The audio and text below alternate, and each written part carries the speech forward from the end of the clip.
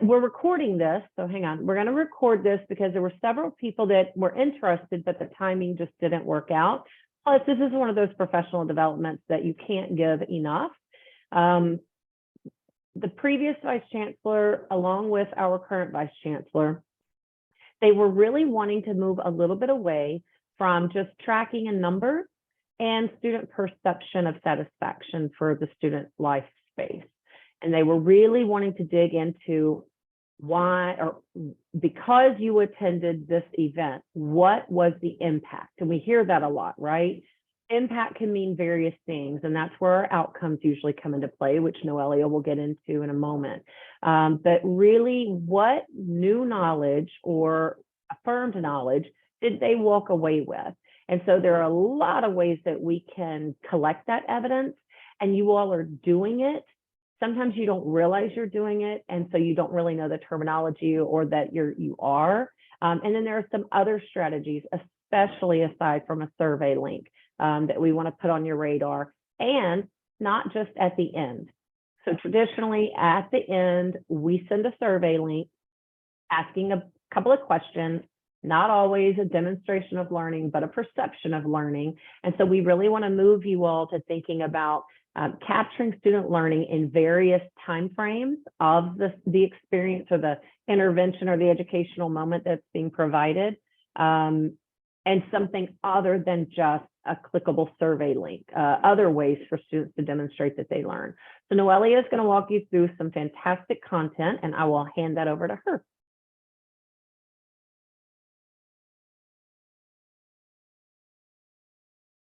Sorry, it took me a second to unmute. All right, so first we'll begin as usual with our learning outcomes for today. Hopefully after attending this professional development, you will be able to understand the difference between direct and indirect assessment. You will be able to identify and describe direct forms of assessment, and also you will be able to articulate the difference between diagnostic, formative, and summative assessment, and you would be able to create questions to assess student learning directly. And so first we would like to begin with the definition of assessment in the context of student learning, not only to assess programs as you traditionally do, but to assess learning, essentially. And I really like this definition from Susky. So she says, assessment is decided what we want our students to learn and make sure that they learn it. So we want them to walk away from our programs, from our trainings with something, a content, something that they need to know. And then we need to make sure through assessment that they learn that, what we wanted them to learn. So before we even begin assessing learning, we need to, first of all, establish learning outcomes as usually. So these are essentially going to determine what the students will learn and how, essentially. We need to provide learning opportunities, and this can be via trainings, via experiential learning, things that they participate in. It can be as hands-on as you wish, or it can be also as passive, where they just receive some information that you give them. After that, we need to assess student learning, and that assessment can be done in several ways. We will talk about that later, about different ways to assess learning. And finally, we need to use those results to make improvements, again, to the way we're delivering the content and the way students are learning. So a little bit of a review on learning outcomes that we've done this before with you guys, sort of show you what are learning outcomes and how you write them. So we have an example here from student life. So for example, as a result of attending the Greek life anti-hazing presentation, students will be able to identify 5 behaviors or activities that constitute hazing. So first we need a condition. How are the students going to learn what we want them to learn via presentation, via workshop, via, I don't know, an experience they will have? Then who is going to receive this information? In this case, is obviously always the students. That's what we're focusing on. Then we need to identify the behavior that we want them to change. And then it's important that this is an action verb. So they need to identify something, they need to create something. For example, hopefully this behavior will not be only memorizing things, it will be more applied. Also, we want to stay usually the degree to what we want the students to learn. So that also establishes metrics for success, because if, let's say, our students can only identify 3 behaviors versus the 5 behaviors in this case that we want them to know, then we can later assess what happened and why would they not be able to walk away with all the information that they need to, right?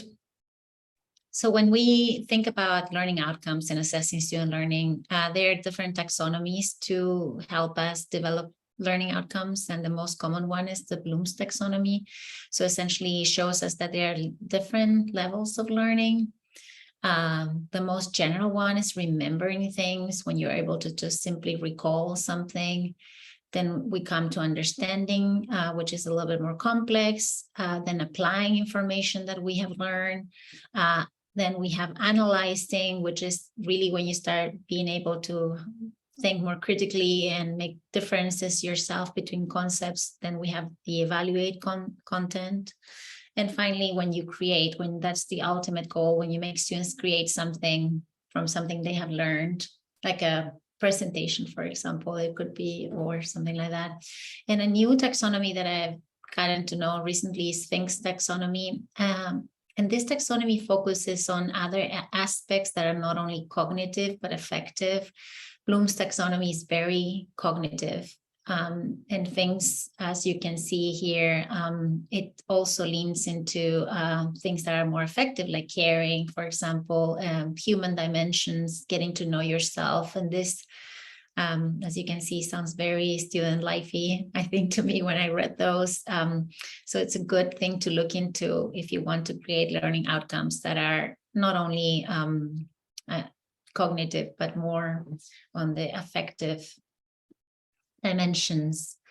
So the first activity that we had for you, we have a couple of activities, because we thought this workshop should be active and not only me talking to you guys, but in order for you to also demonstrate learning, we want you guys to do something practical. So the first activity that I want you to do is, if you can think about a program or training that you offer, and then please write at least one learning outcome for that program, and then we can talk about it together. If you don't offer a program or something like that, maybe you mentor students or you work with students one-on-one. So think about something that you want them to learn in any. I know, for example, for you, Landon, for example, it could be you don't really train people like in general, but you might have to work with an undergraduate student. So you might think about what would you want them to walk away when they work with communications? What is one thing that you would want them to learn? And it could be very practical, like learning some type of software, I don't know, graphics. So if you could think about that, I will give you a couple of minutes to think about a learning outcome that you could, and then Melissa wrote something, and I wanted to, in the chat, send you also like a little resource. Essentially is a worksheet that has verbs that can help you write learning outcomes. So if you go into that link and look at page 3, you will be able to see verbs that you can just pick and you can write your learning outcomes using those verbs. So let's say it's 11:13. Let's say you take about 5 minutes and then we can talk about it. So just let you for a few minutes.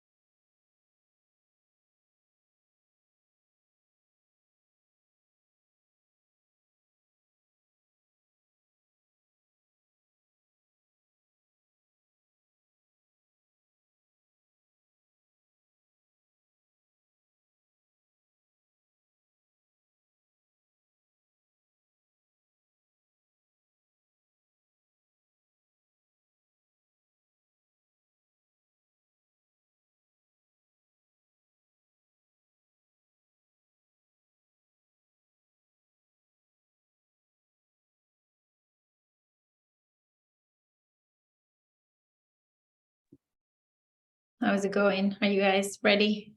Willing to share? Do you want to start, Kaylee? Sure. I just put, as a result of attending the Vols Act Bystander Intervention for Sexual Misconduct Prevention Program, students will be able to articulate the university's definition of consent. That sounds good. Sounds good, and it's one of the most higher learning outcomes in terms of cognitive, because I mean they really have to come up with that themselves, right? So yeah, it's good. It's good. What about you, Landon? Yeah, so I said after completing a branding and accessibility training, Canva users will be able to create graphics on their own that utilize logos and accessible color combinations that are compliant with our UT guidelines. Wow, that's perfect. And it's really on the create, as you noticed, Landon went really all the way up. So one thing also that I would recommend you in general is like when you create learning outcomes, so the ones that you created are perfect, but also it's really good to aim really high up, but you have to remember not all the time we can do that. So we can also have a mix of them. So sometimes we can start with something like, oh, maybe in the beginning we say students should remember 3 concepts that we taught them. That's okay to start with something basic. And then the next outcome can be more advanced. And then the third one can be more advanced too. Usually we don't need to have so many learning outcomes. You know, we can have 2 or 3 and that's enough for a session or for something we want to teach them. And we can, again, have a mix. We don't need to be all of them creation or like really advanced or comparisons. But yeah, you can also have a mix. I don't know if Melissa has something to say to this. Yeah, I just wanted to add, I love both of those. And while I sometimes find myself doing it because it's necessary, they say it's not best to double barrel. And what they mean by that is if you have an outcome that has 2 metrics in it, it's hard to say whether or not you achieved your outcome or not, which is why I did put the partially on our assessment forms. So you either achieved it, you partially achieved it, or you didn't. So when you double barrel it or say that they've got to demonstrate 2 different things, or some people even go into 4 and 5 different things, your assessment form can get a little bit messy because then you have to break down your analyses for every metric that you mention. And so there are unique ways through language, and Landon, you're kind of the expert on this communication piece, where you can repackage that this and this into one more thematic type piece that's still measurable and identifiable. So keep that in mind. You can make your form a little messy if you do have multiple metrics, but you still nailed the idea of applying what you teach your staff and other users of Canvas. So I love that. Go ahead, Noelia.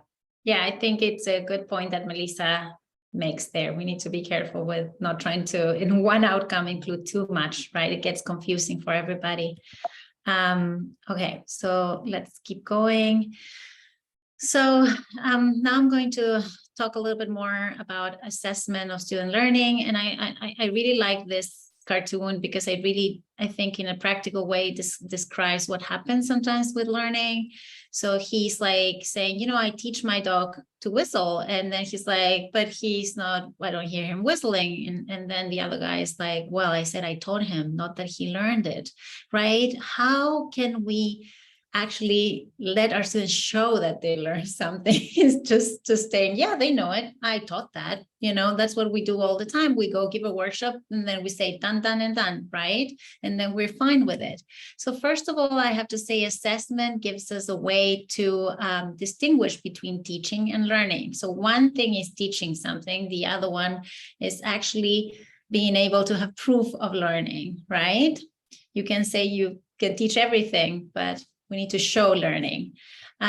Also, something else that I see when I look at this is that we should always try to use assessment to determine students' understanding of real world concepts and tasks. That's also would be a big goal, to try to make them essentially demonstrate that they can, in the real world, function, right? So that's the ultimate goal, that they do hands-on activities like a presentation. So again, not everything needs to be a survey or a questionnaire. That's also to my point, that you can make them do actually projects or things like this, especially with graduate students that you see and you have in your offices all the time.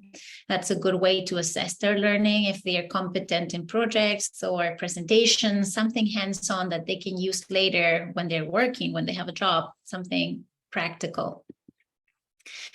So as I said before, you can assess learning then directly or indirectly. Direct assessment then involves that students produce something or perform in a way. They demonstrate learning has taken place. They show us, we can see it essentially.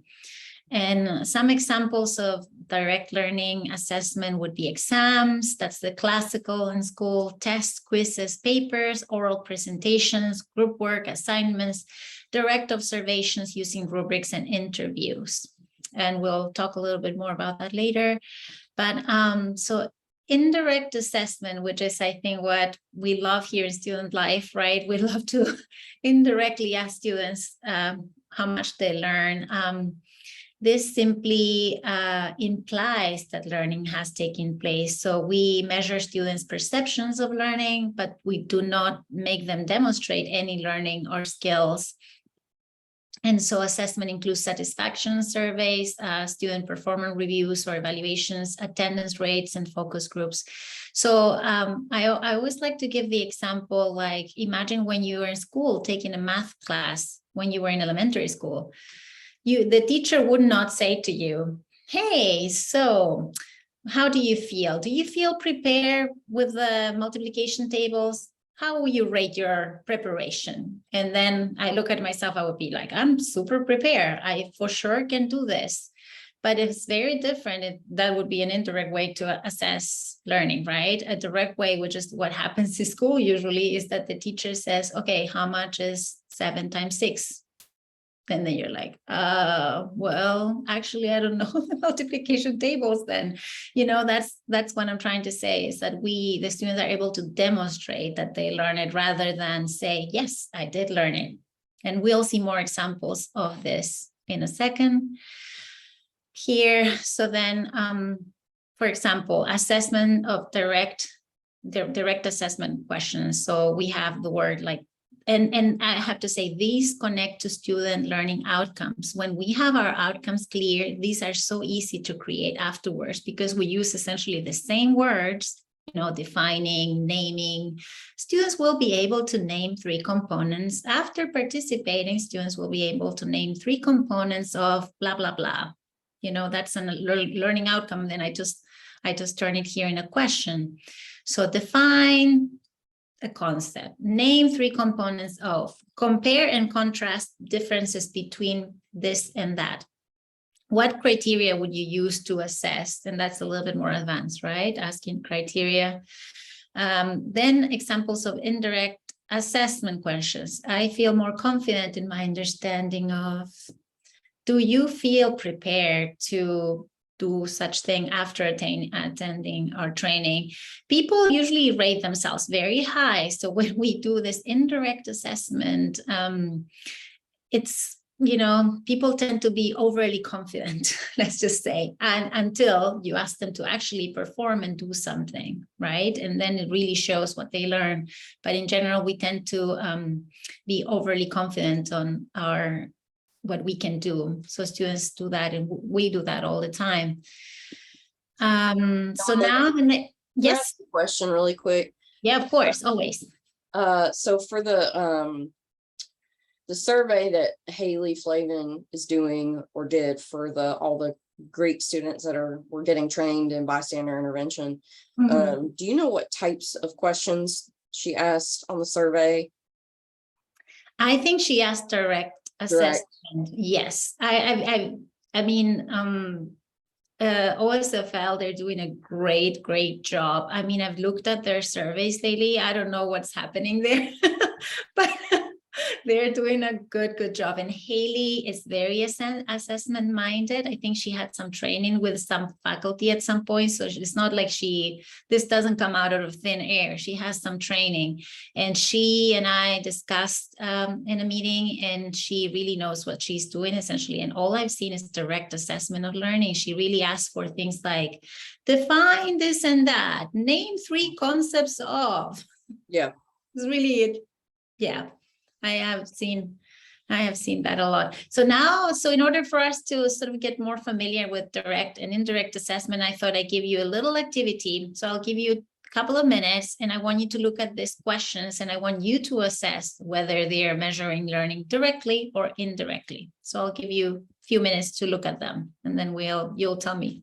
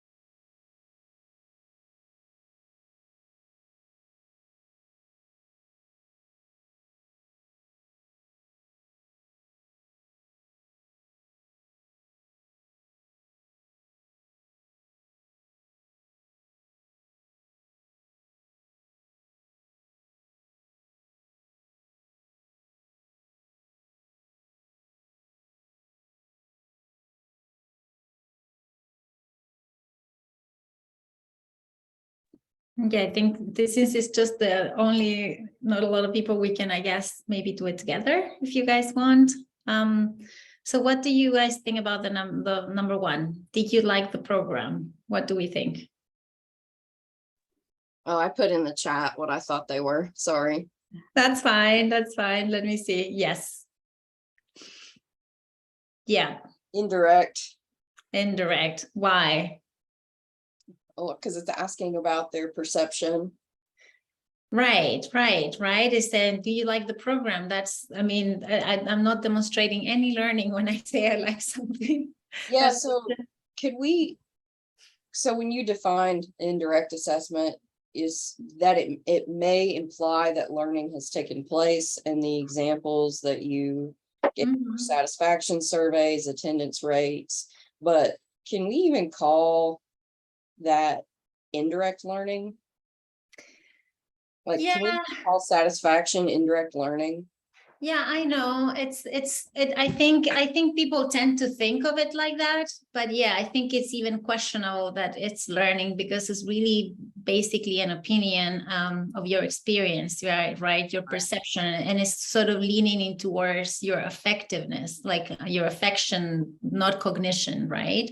So some people might say, well, students like, for example, getting to know yourself, like those kind of more murky concepts, it's like borderline sometimes. So that's why I included like that, to make a huge separation of satisfaction versus actual learning, which is more like, gets to the effective sense of the students. And sometimes it's necessary to ask those questions too. It's not that it's bad all the time, but The question. Yeah. In number 1, where it says, did you like the program? If we changed it to say, what did you like about the program? Would that then be a direct form of assessment? It still would be indirect, because it doesn't show learning. You know what I mean? When you invite students to a program and afterwards they give you their opinion, whether they like it or not, So always when we use verbs like or feel, how do you feel about this? Everything that displays affectionate things and feelings, that doesn't indicate learning. You know what I mean? When you would write your learning outcomes, for example, you would not write that's not a learning outcome. If you write the students will like the program, that's more like a satisfaction. Do you know what I mean? Because they are not learning, it's just an opinion that Yeah, I guess I see your question though, I like, was thinking more about like program outcomes and not necessarily yeah learning. okay yeah Getting ahead of myself. yeah program, we're not discussing program outcomes at all actually here, because program outcomes really, that's a different thing from student learning. Student learning is program outcomes tend to be much more general, tend to appeal to programs, right? The way we operate. Are we being effective? Are we being responsibly fiscal? Are we, you know what I mean? It really points into a different direction. But here we're talking about something student-centered. And again, the difference is that sometimes we focus on their satisfaction, affectionate, or whether they can perform and change behavior. That's what learning does. It changes how we behave. You know what I mean? Yes. Right? Oh, hopefully, hopefully, but especially Kaylee is going to say hopefully, and all the trainings they do, right, Kaylee? Like the bystander trainings and all that. We hope that they change afterwards. Yeah. Yeah. So the next one is kind of the same thing. So would you attend the program again? It's very obvious, no? Yeah, it's definitely satisfaction, indirect. Yeah, it's an opinion. And did you learn something from the program? Indirect. Indirect too, because I'm not telling you to show me what you learn. I'm just saying it's your opinion on your learning. Again, I can rate myself very highly and say, yes, I learn a lot, but then ask me a question and you'll see if I can answer it or not. Now, number 4, name 3 strategies that you learn in this program. Yeah, that's direct because you're asking them to recall the specific strategies. Right. And that could have come from a direct learning outcome, right? We could have said that after the program, students will be able to name 3 strategies that they learn in blah, blah, blah training, right? That could be also translated directly into a learning outcome. And you will see that that's what happens when you ask students to demonstrate direct learning. Then compare and contrast differences between 2 dimensions of wellness. It's direct. That is direct. And that's a very advanced one. When they need to recall, they don't not only recall the information, but they need to use their own judgment and critical thinking to compare things. That's very kind of advanced, no? Did you feel a sense of community after? What do you think, Landon? That would be indirect. That would be indirect. That's another one. That's for sense of belonging. That's like kind of one of those questions that, again, which sometimes we do need to ask students, right? It's important whether they feel a sense of belonging to us, whether they feel connected to the institution. Those are important questions, but they don't address learning. They address the different aspect of being a student at UT. Are you better prepared to cope in case of an emergency? For example, an active shooter training or something like that. Indirect. Indirect. I mean, again, I can assess my learning all you want and say, yes, I'm better prepared. But if you ask me, tell me 2 things that make you better prepared, then that's very different. And was the presenter insightful, engaging, and entertaining? It's indirect and it's also triple barreled. Yes, it's like all in once. Exactly. Not a good question. Yeah. And yeah, it's just a perception and all that. Mention 3 tips that you learn in the training about responsible alcohol consumption. Direct. Right? Again, students they have to recall information and say it back to us. Okay, we're going to continue. And Now I want you to write down 3 questions or tasks to assess student learning. So as we've seen, you can think about your learning outcomes more or less that you did before. You can use the same learning outcomes or something like that to write down a question. What would you ask? Think about a program. For you, Kaylee, it should be easy. You have so many programs. What questions, like a question that you have, the students should be able to tell you off the bat after you do a training with them. And land in the same, what are things they should be able to either recall or do, as you said before, with providing an accessible website, right? I'll give you a couple of minutes.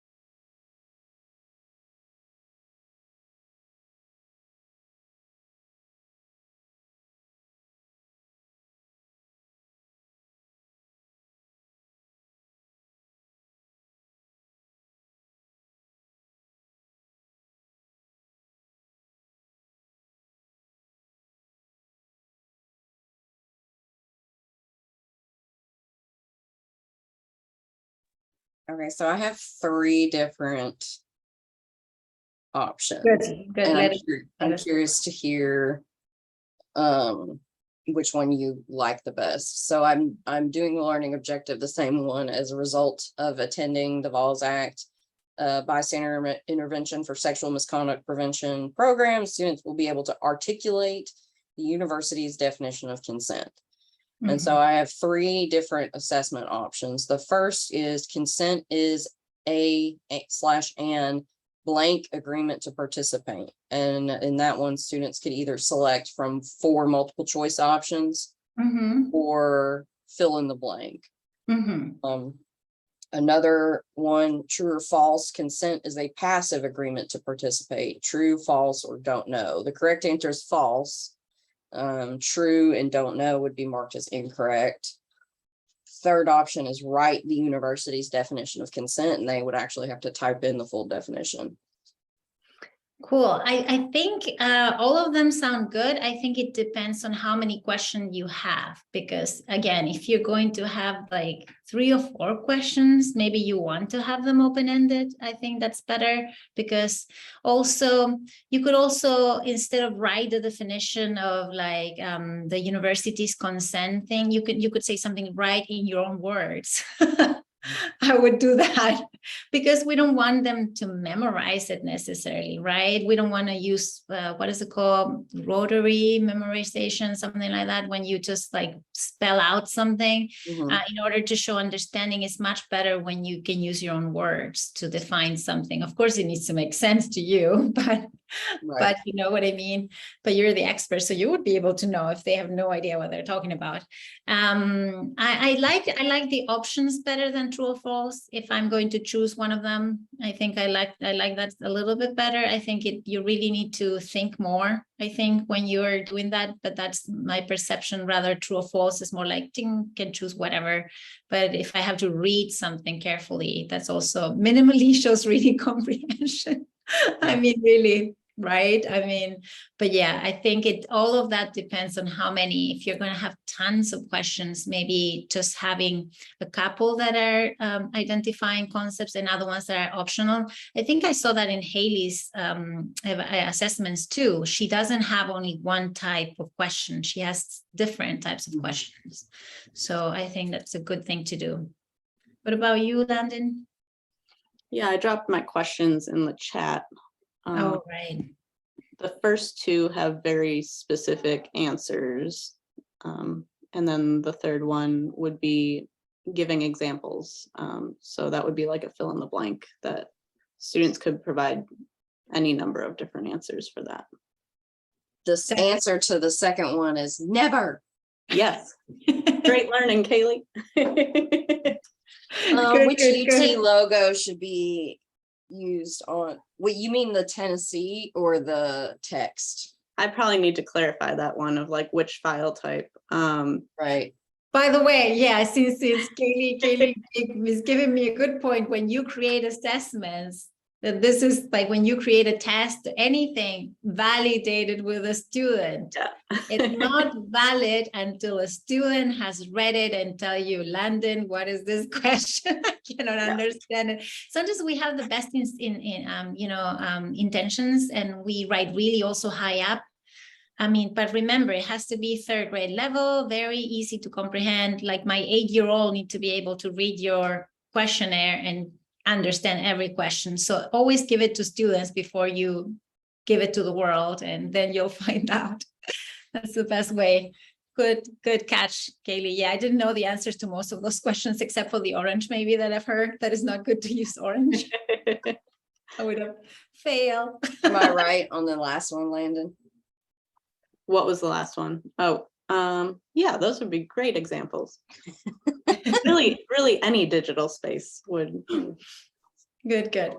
So, I mean, in the end, this training might be a little bit shorter than expected because, of course, it's not a lot of people, and we expected more attendance. But anyway, so now I want to sort of start rounding up in general with the types of assessment that you encounter, like in general.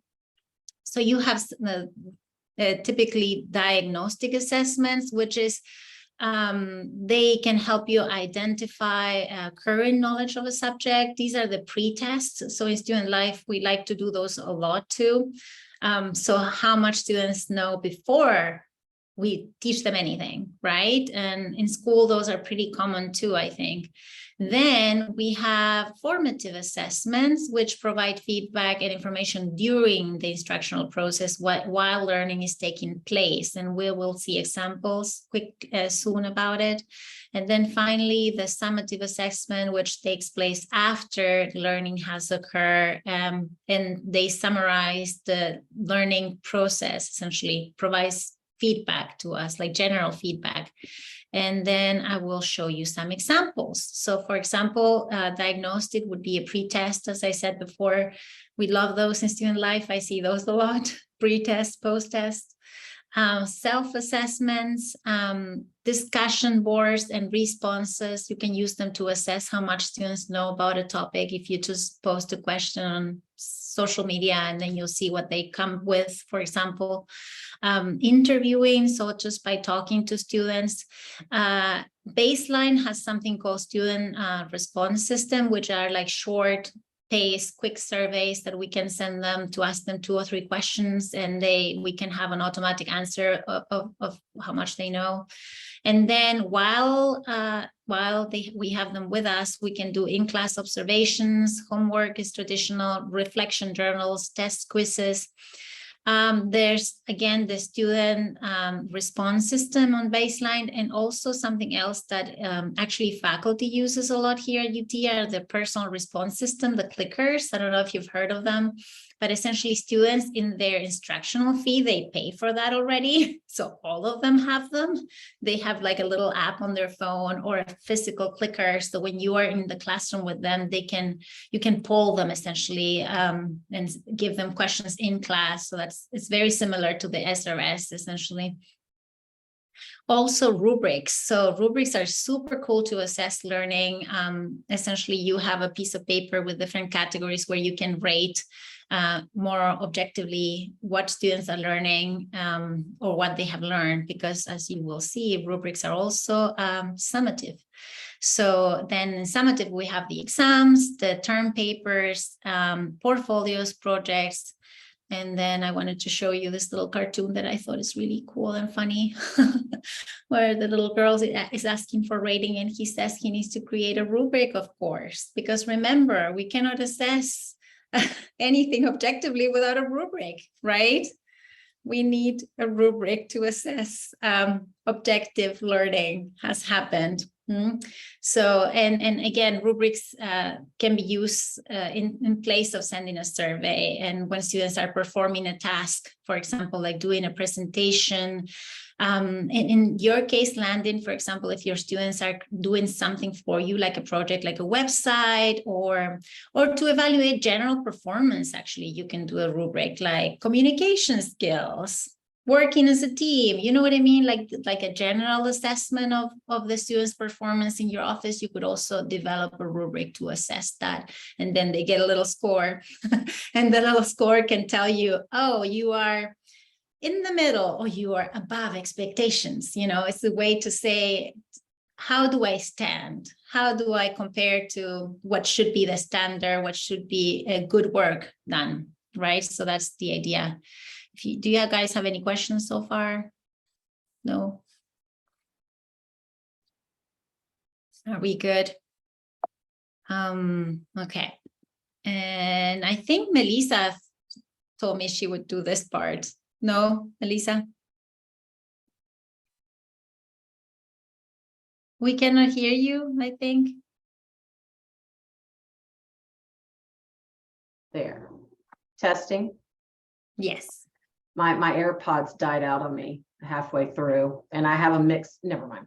All right, so that was a lot of information, all incredibly useful. The way in which we can assess and the timing with which we can collect that evidence or that perception, depending on if you want direct or indirect. So key takeaways. The outcomes are key. And Noelia works really well with staff to determine what those outcomes are going to be. And we do traditionally follow the ABCD method, which is utilized also on the academic side of the house. We try to mirror where we can. Direct assessment is what you want to lean into if you're trying to capture evidence of learning, again, rather than perception. Now, perception matters. There are spaces where it matters if a student feels like they've walked away from a valuable experience, because perception is word of mouth and what they share about their experience. But the evidence of learning is going to come through that direct assessment that Noelia went through.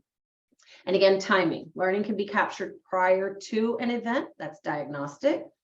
During, to let you know if you're on the right track and they're following you, that's going to be formative. It informs the moment.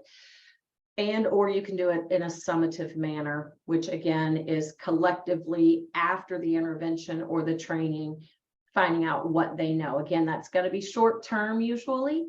So that whole retention idea and impact on student behavior, you can do a follow-up even further down the line that would continue to be summative, but timing matters. And then intervention, the educational training or program.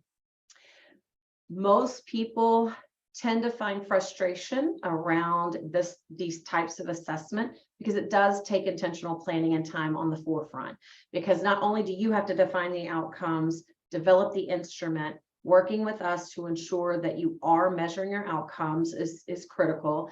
Making sure that the way in which you ask the questions is proper in alignment with best practice, and also around some of the political pieces that we have to be mindful of in our area. So we're there to not only protect you and the university, but also the student, and ensure that we're communicating the right information and we're receiving what we need. Because we can ask a lot of things and we have to respond to those things. So we want to make sure that we keep them in alignment with our outcomes, whatever they may be in the student learning space, our ABCD method with a metric around what we're going to learn. So those are our key takeaways from this piece. We added a slide after this that has some great resources. This presentation will be on the portal it'll turn into past professional development along with the PowerPoint. So make sure that if you need to access that or share it. So if you've got other folks in your unit that are doing assessment, please feel free to share these resources with them because it definitely takes a team and we're not all experts on all of this stuff. So if you find some comfort in this place, please feel free to share with your staff that you feel good and you're a resource around that. Otherwise, you know how to connect them with us. Any Yeah. last thoughts or questions? Thoughts, questions, yeah.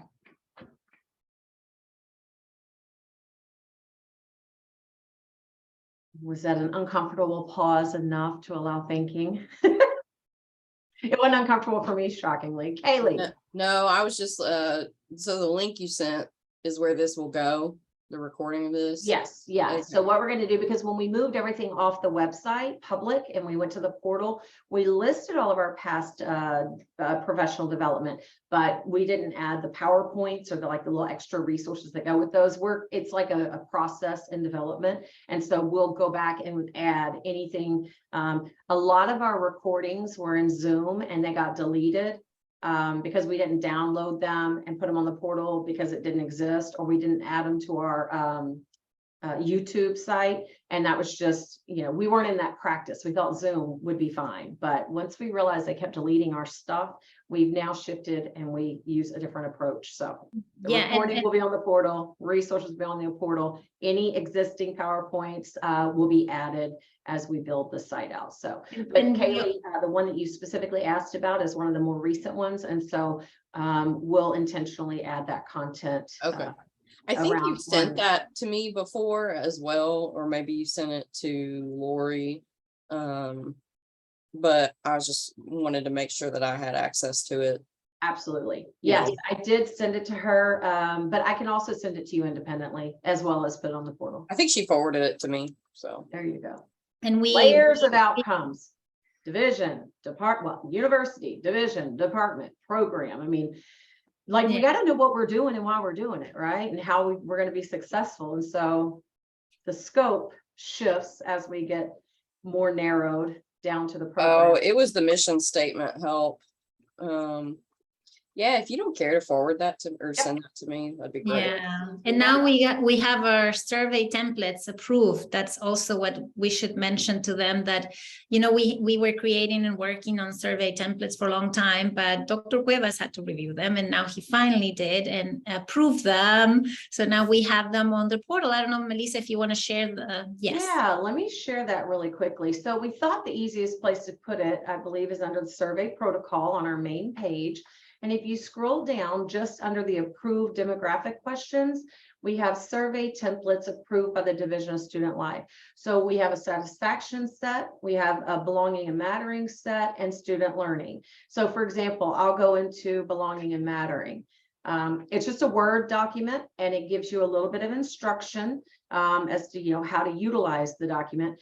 But essentially it's some language you can start out with, but then specific questions, and it shows you where to insert the name of the event, program, or service.